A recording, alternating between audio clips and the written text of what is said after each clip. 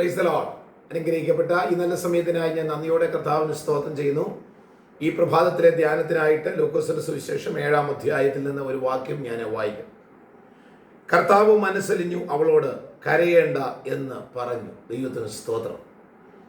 അനുഗ്രഹിക്കപ്പെട്ട ഈ നല്ല പകൽക്കാലം ദൈവം നമുക്ക് ദാനമായി നൽകിയിരിക്കുമ്പോൾ ജീവിതത്തിൻ്റെ പല പ്രയാസങ്ങളെ ഓർത്ത് കരയുന്നവരായി ജീവിക്കുന്നവരായിരിക്കാം എന്നെ ശ്രദ്ധിക്കുന്ന പല പ്രിയപ്പെട്ടവർ.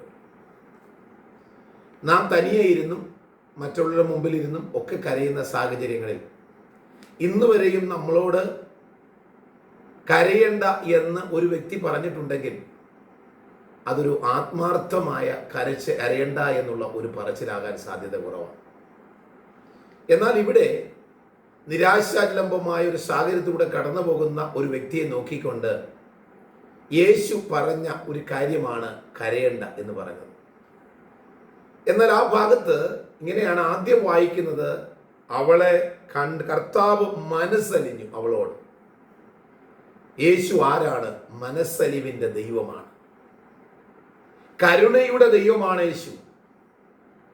ഒരാൾക്ക് നമ്മളോട് ഒരു മനസ്സലിവ് ഉണ്ടായിട്ട് നമ്മൾക്ക് കരയണ്ട, ബലപ്പെടുക എന്ന് പറയുന്ന ഒരു കാര്യം അത് എല്ലാത്തിൽ നിന്നും വ്യത്യസ്തമായ ഒരു സാഹചര്യം. ആകയാൽ ഇന്ന് പകൽക്കാലം എന്നെ ശ്രദ്ധിക്കുന്ന വാത്സല്യ സഹോദരങ്ങളെ, മനുഷ്യർ നമ്മളോട് മനസ്സലിവ് ഉണ്ടാകാതിരിക്കുമ്പോൾ, സമൂഹം നമ്മളോട് മനസ്സലിവ് ഉണ്ടാകുവാൻ മടി കാണിക്കുമ്പോൾ, യേശു നമ്മളോട് മനസ്സലിവ് കാണിക്കുന്ന ദൈവമാണ്. ആർക്കും തരാൻ കഴിയാത്തതും ആർക്കും ചെയ്യാൻ കഴിയാത്തതും ചെയ്യുന്നവനും പറയുന്നവനും തരുന്നവനുമാണ് നമ്മുടെ കർത്താവ്. ഇവിടെ നിരാലംബമായ ഒരു മകൻ മരിച്ചുപോയ സ്ത്രീയുടെ അവസ്ഥ, അവൾക്കുണ്ടായിരുന്ന ഏകജാതനായ മകൻ മരിച്ച് വേദനയോടെ ആ ശവമഞ്ചവും ചുമന്നുകൊണ്ട് ശവപ്പറമ്പിലേക്ക് കടന്നു പോകുമ്പോൾ ഈ സ്ത്രീ അനുഭവിക്കുന്ന വേദന എത്ര കഠിനമേറിയ വേദനയാണ്. ആശ്രയമില്ലാത്തവർക്ക് മാത്രമേ ആ ആശ്രയം നഷ്ടപ്പെട്ടതിൻ്റെതായ വേദനകൾ ഉണ്ടാകുകയുള്ളൂ.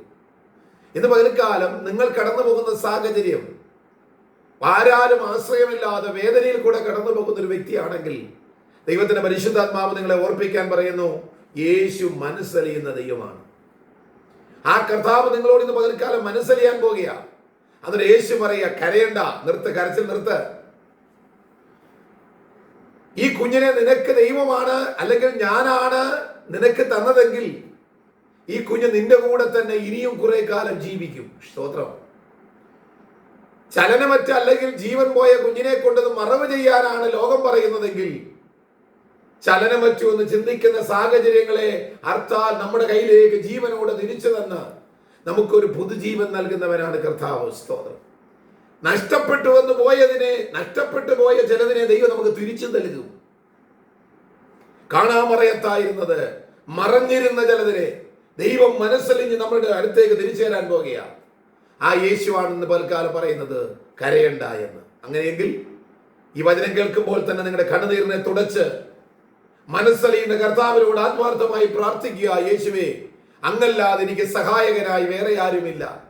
നഷ്ടപ്പെട്ടു പോയതിനെ തിരിച്ചു നൽകുവാൻ അങ്ങക്ക് കഴിയുമെന്ന് ഞാൻ പൂർണ്ണമായി വിശ്വസിക്കുന്നു. ആകയാൽ ഞാൻ എൻ്റെ കണ്ണുനീരിനെ തുടച്ച് ഞാനിത് അങ്ങയുടെ പാദപീഠത്തിൽ ഇരിക്കുന്നു.